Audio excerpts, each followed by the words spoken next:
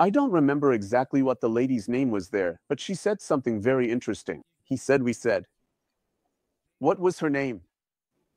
Bilgin Alagaz from Marmara University, an academic. Ms. Bilgin really understands the Middle East very well. You know how there are a bunch of guys with sticks right now, all these lawyers and so-called international diplomacy experts, making comments everywhere with their sticks in hand? Her analysis is way ahead of theirs.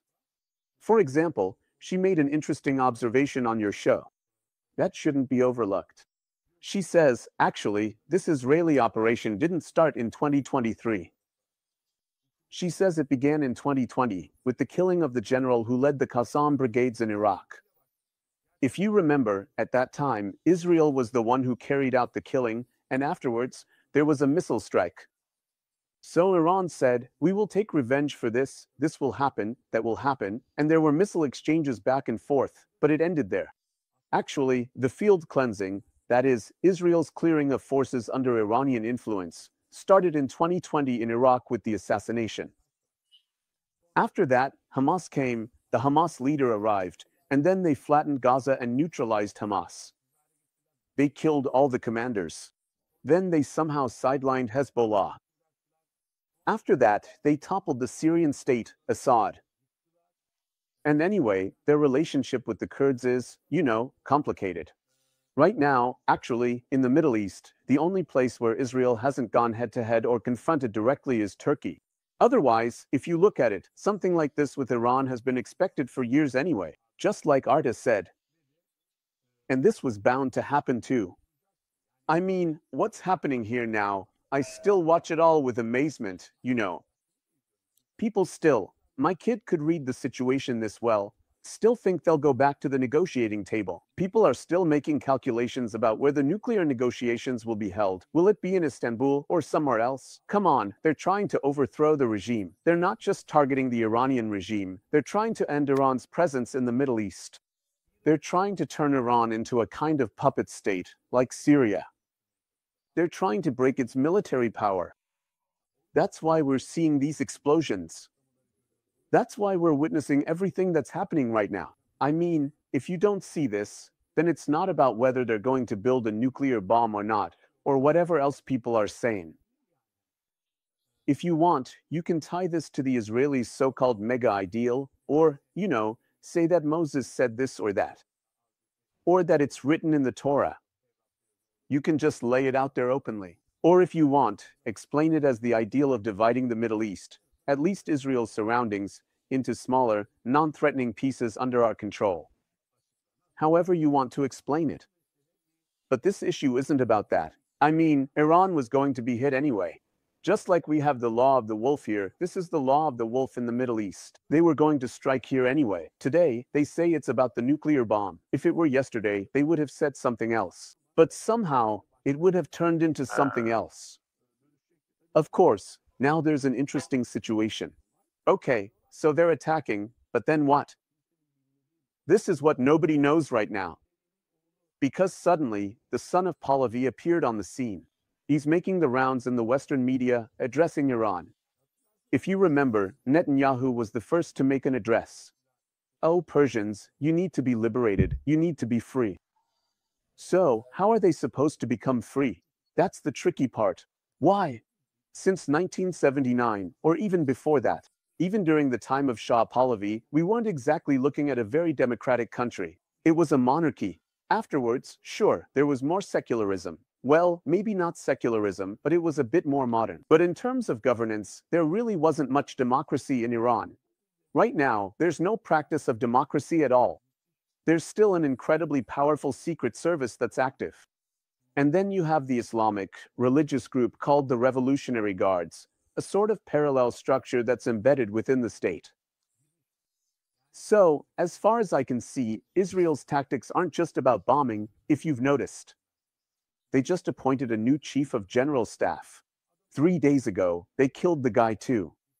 They're assassinating intelligence chiefs one by one and carrying out hits in the streets. Some are hit by planes, some are attacked by drones, and some are shot to death. They're literally killing these people in the streets. Mossad is incredibly active right now. So, as far as I can see, Their tactic is to eliminate all of the Iranian regime's top hardliners or the key figures they want to keep under control. Just like they did with Hamas. Just like they did with Hezbollah. So what's going to happen next? I think they have a plan.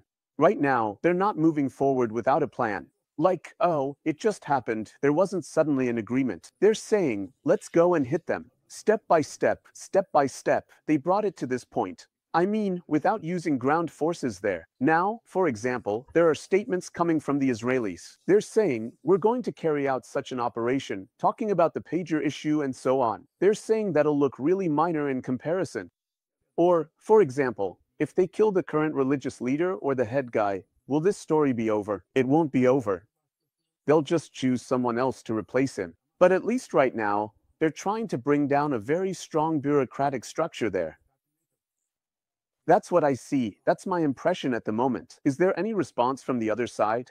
From inside Iran, right now, even if they wanted to, it wouldn't be possible. So right now, someone is going to take to the streets of Iran and we are against it. They hang the man. You know, when they catch Mossad agents, they tie them to missiles. It's probably just symbolic. I mean, they can't really launch them on a missile. You know, we send missiles back to Tel Aviv. So, in this kind of thing, they're in a sort of dialogue. I mean, in this war of perceptions, they're trying to do that. Actually, Iran's greatest strength since 1979 has been the Iranians who left the country. Diaspora. For example, where I lived in San Francisco, there were so many Iranians. All of them were educated and had started their own companies. I mean, I never saw a poor Iranian, well, except for a couple of bartenders who were Iranian. 2 bartenders were Iranian, or rather, of Iranian descent. Most of them are wealthy, intellectual, and well-educated. So, after 79, perhaps Iran's greatest asset was actually its diaspora. They also have money now. I mean, they could finance something, but would that be through the son of the Pahlavi? I don't think so, honestly. But what are the dynamics inside the country? How would those dynamics develop? Honestly, I have no idea, you know. I mean, I don't want to just make things up for you right now. But Israel has created a narrative. They were trying to use that narrative to convince the Americans and Trump. Up until now, Trump wasn't going along with it. But that's why they're still continuing to strike right now. I mean, they wouldn't let America just sit back and watch Tel Aviv get bombed this much. The Israeli lobby wouldn't let that happen. They wouldn't allow it. You'll see, in a few days, the United States might not declare war directly, one way or another. But they'll try a different approach. I mean, they don't necessarily have to make an official declaration. Why is that? Well, for example, the Taliban government in Afghanistan said, if America declares war on Iran, then we'll declare war on them too. You might laugh it off, maybe it won't have much of an effect, but after all, we're talking about something that gave both the Soviets and the United States a really hard time. So don't just dismiss the Taliban. Pakistan said that if Israel uses nuclear power against Iran, then they would use it against them as well. Now look, things are heading in a completely different direction. The deputy president of Russia went to North Korea today. So, for example, don't just see this war as an Iran-Israel conflict. After all, Iran was providing significant military aid to Russia. So, anything that affects Russia in Ukraine or the Russia-Ukraine war itself will impact the balance here as well. Just like in Syria. What was it like before? Before the war in Ukraine, Russia was trying to establish dominance in the region with all its military presence. Then, when they couldn't handle things themselves, as Syria was falling apart, they just put Assad on a plane and sent him off with his family. They basically said, that's enough, you come here. Other than that, there's nothing else, really. Right now, for example, in these perception wars, Israel has gone into full lockdown. They've had all the street cameras shut down. You know those cameras people have in their homes? They've had those turned off too. They're kicking out journalists, arresting them. Sharing footage has been banned. Although, from time to time, some strange videos still manage to come through. One of them is, as you know, right now Israel, since they have experience or preparation in this area, they're in the shelters. And from the shelters, man, on one hand you look at those AI-generated shelter photos and videos we just saw. People are terrified. There's a video going around. If our folks saw this, they'd be like, what kind of video is this? In the middle of the war, there's this group of LGBT individuals who have all gathered together in a shelter. One of the guys says, wow, we've come to such a nice place. He says, bombs are going off. He says, we're going to set off the bombs here. I mean, do you laugh or do you cry? What else are they supposed to do but ban something like this?